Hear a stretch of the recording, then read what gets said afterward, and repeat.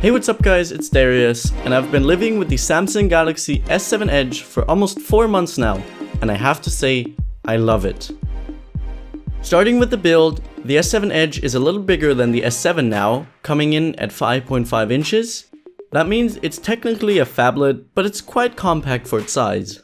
One-handed use is possible with restrictions. I have medium or small sized hands, and I cannot reach the top of the screen with one hand. Of course, there's also the one-handed mode in case you need that, but I personally do not use it. The in-hand feel is good due to the slightly curved back, and it's much better than on the S6 Edge, but it's still not as good as on the normal S7. It still is a little slippery due to the glass back, and the very small metal sides make it hard to grip securely. Now the build quality is great, and everything is solid, but in case you do drop it, it will probably scuff like mine did.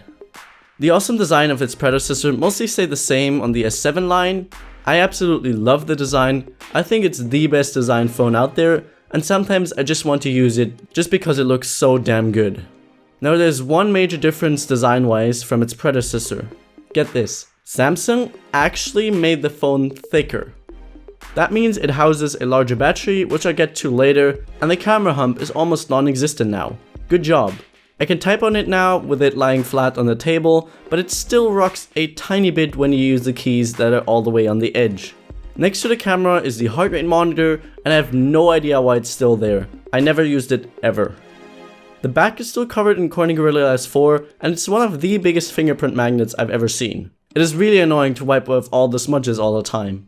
The black version is still the least bad, but all the other colors are horrible fingerprint magnets.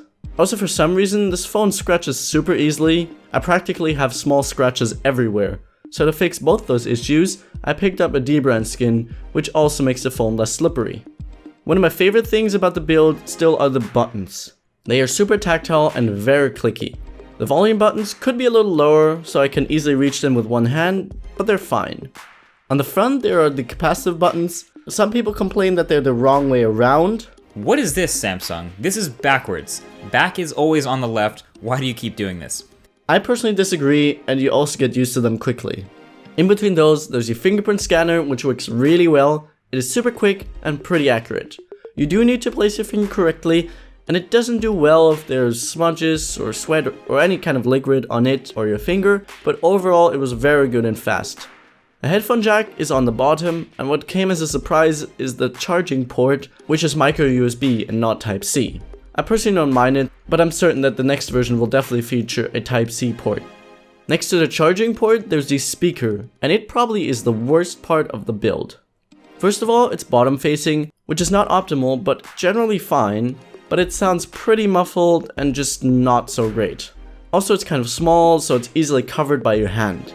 The bad sound quality is due to the new feature Samsung brought back, the IP68 certification. I really like that they brought it back from the S5, because that's one thing less to worry about, and that extra security is awesome, especially because it doesn't affect the design whatsoever. There are no flaps or anything like that. And I can assure you that it works, and it already came in handy in a couple of situations. Samsung also brought back a fan favorite, expandable storage. They included a micro SD card slot into the SIM slot on the top, which is quite convenient. I just love that they brought it back, and a lot of people agree with me. One of the best features of this phone is the display. It has a gorgeous 5.5-inch Quad HD Super AMOLED screen, and it is the best display on any smartphone out there, period. It gets super bright, colors look great, and viewing angles are good too. One thing I noticed though is when you're outside and it's very bright, the screen gets a little desaturated, but that's really just nitpicking. It now also is an always on display, which means it constantly displays the time or your calendar and a couple of notifications. This is a really convenient feature, and since it's an AMOLED panel, it doesn't use much battery. Of course, if you don't like it, you can just turn it off. I do wish that it could display all my notifications, not just the missed calls and text messages, which would make it a lot more useful. Also, it moves around, and I'm not a huge fan of that, but sadly it can't be disabled. Of course, being an Edge model, it also has the dual edges on the front. They look awesome and make the phone very narrow because there's no side bezel, which is great. The problem with that is that the side is so narrow, it's hard and even sometimes awkward to hold. Also, sometimes I accidentally press something on the sides, but that has been mostly fixed with a software update. Good job, Samsung. Typing on the other hand isn't so great because the keyboard goes all the way to the edges, so some unintentional presses still happen. Additionally, there's a bit of distortion and glare on the edges. Now obviously there are also some software features built in for it. There's the edge panel, which you can position on either side. It is actually quite useful and you can customize it. I mostly use it for some quick app shortcuts or to check my calendar or the weather. But it can also be used for other things. There's also edge feeds and edge lighting. The feed can be useful I guess, but I personally never used it. I mean, you can just turn on the display, which is probably faster. The same goes for edge lighting. It is cool and kinda useful, but I never really used it. I do like that you can send a quick reply by touching the heart rate monitor though. To be honest, the edges are mostly just there for looks, and I love the design. There are some useful features, but I wouldn't buy the edge model for those. Buy it for the bigger battery, the bigger screen, and especially the better design. Now performance was consistently good. I experienced almost no lag at all. There were some minor hiccups, but I can count those incidents on one hand.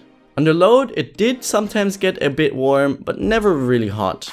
Specs wise, it either runs the Snapdragon 820 with the Adreno 530, or the international model being the Exynos 8890 and the Mali T880, which I have, both paired with 4GB of DDR4 RAM. Given those amazing specs, it obviously can run everything very smoothly, and also TouchWiz ran super fluently. Software-wise, it runs a toned-down version of, you guessed it, TouchWiz on top of Android 6.0.1. It is a lot cleaner now and it runs without an issue. There even have been fairly regular updates. I just recently got a June Android security patch, for example. Well done, Samsung. Everything is nice and more refined, and it doesn't get in its own way. The only real issue I have with it is the app drawer. The organization is horrible. When I uninstall an app, there's just a hole in it. I can organize my apps alphabetically, but when I download a new app, I have to reorganize it again. Yeah, I was quite disappointed with it. And I still can't move the app drawer icon. Why, Samsung? Why? Otherwise, I'm quite happy with TouchWiz and I don't see the need for a third-party launcher.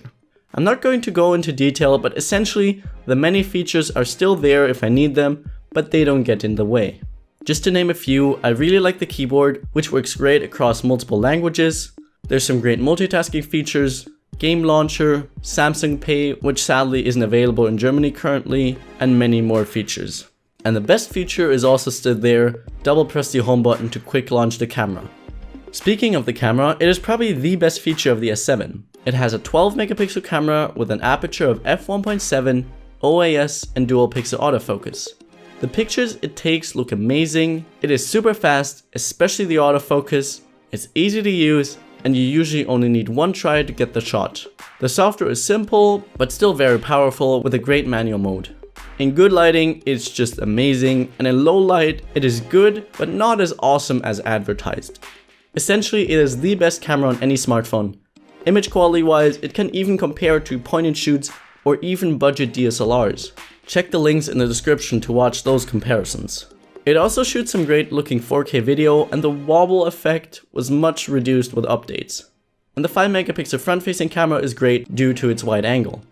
Now what good is a phone if the battery doesn't last long? The previous model had big issues with battery life, but luckily it no longer is a problem with the S7. The Edge variant has a large 3600 mAh battery that can easily get you through the day. Maybe with very heavy usage it died in the evening, but nevertheless it has one of the best battery lives on any smartphone. I got an average of 5 hours of screen on time, which is very good. It also comes with quick charging, which is handy to get a bit of juice quickly, and there's also wireless and even fast wireless charging, which is awesome. Overall, this is an amazing phone. Personally, I even think it's the best phone out there and the one to beat this year. It is a pleasure using and it's almost the perfect phone. It does, however, not make me rethink what a phone can do. I can really recommend it and also the standard S7, and if you want to buy one, I will have a link in the description. Please make sure to use that one, it would really help me out. If you're still wondering if you should get the S7 or the Nexus 6P, I will have my comparison of the two linked below. Thank you guys for watching, I hope you enjoyed the video. If you did, make sure to leave this video a like down below, comment if you have any feedback, and don't forget to subscribe. See you in the next one. Bye.